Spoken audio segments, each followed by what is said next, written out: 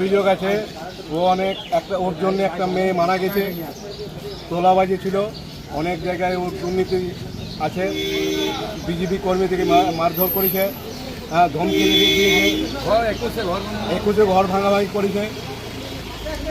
বেলডাঙ্গালে প্রচুর গাছ বিক্রি করে সে টাকাগুলা খেয়েছে ও আর সঞ্জয় চক্রবর্তী গোবিন্দপুরে। এর আগে ও সিপিএম করতো, শ্যামল্লা গ্রামে ওর বাড়ি, শ্যামল্লা গ্রামে প্রচুর অত্যাচার করে পাণ্ডসর আসে, পাণ্ডসরে তৃণমূলের সঙ্গে যোগ দেয়, তৃণমূলের সঙ্গে এসে ও কোনোরকম করে মধুর সঙ্গে যোগ দিয়ে তারপরে ওখানে বেলডাঙ্গালে প্রচুর কোয়ার্টার বিক্রি করেছে, ভালো ভালো গাছ বিক্রি করেছে এবং সন্ধ্যা সূত্র ধরে মৃত্যুর দায়িত্ব ও আর সঞ্জয় চক্রবর্তী।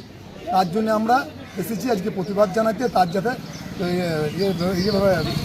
কঠোর শাস্তি হয়। কি নাম আপনার? আমার নাম অভিজিৎ বাসুলি।